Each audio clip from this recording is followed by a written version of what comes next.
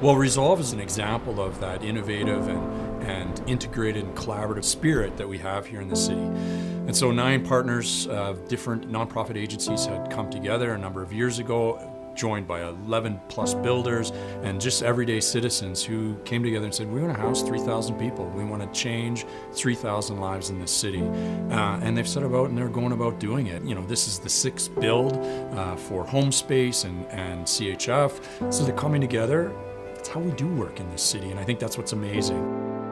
The role that HomeSpace plays, we will acquire the site, we will complete the due diligence, the approvals, work through construction with groups such as AVI, get a building in the ground, connect that building with an agency. The agency moves in residents, and we are like any other multifamily building. We just happen to provide housing for vulnerable Calgarians who really need it.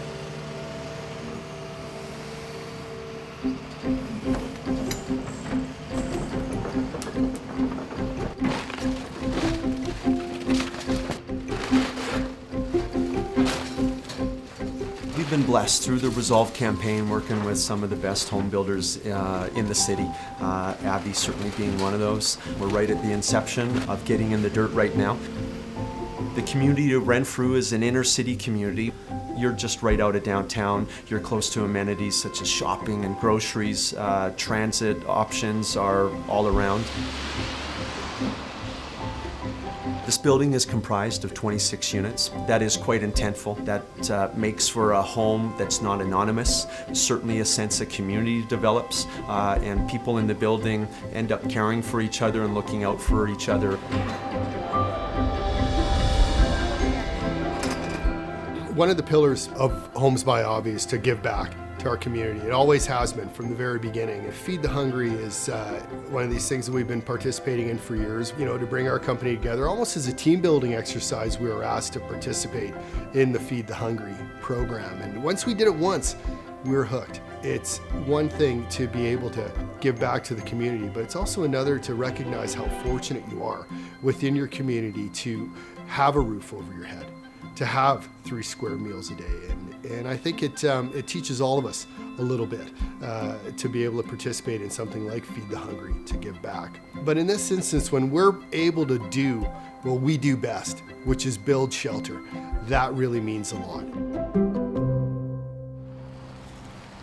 When your bedroom is the street bench, the park outside, that is not a place for human habitation and a human being to thrive from or in. There's no place for them to go. You give a person a home, you often put dignity around things that are very common for people.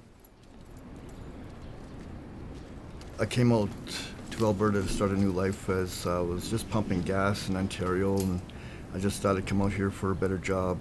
2002 I came out, and then 2004 the recession hit. I was doing fine up until then. Had some steady jobs, steady work.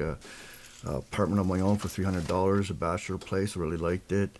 Then I realized that there was no welfare, so at the last minute, because there was no job, not even a cash corner, next thing you know, I found myself homeless without any financial support. And so I rented a garage, and I stayed and lived in the garage for 10 years. Okay. I learned how to play guitar on the streets of Calgary.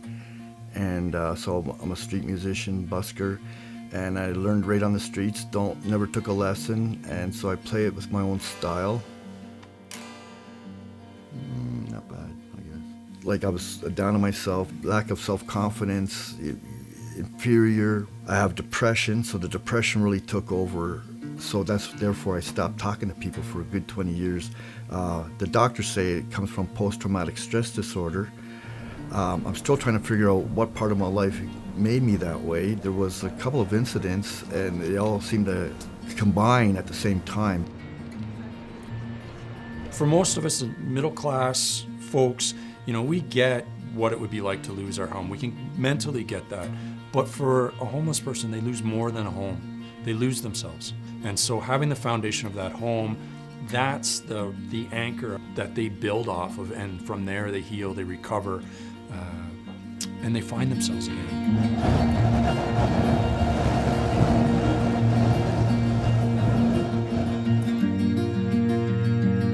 So since I've been housed, I've gone back to school at St. Mary's, taking Humanities 101 course. We're learning about English and theater and Plato. I can do my homework here. I can cook here. I can schedule what I want to do in life. Being housed is the first step to recovery, like of any sort. Everybody's a product of their environment. Like if you come from a bad household, you can unfortunately bring that into the next generation and you put that onto your children. So nothing really changes unless you figure out why you're this way and then you change. When you see people who move in the buildings like Renfrew, often find their lives again. It's as simple as that.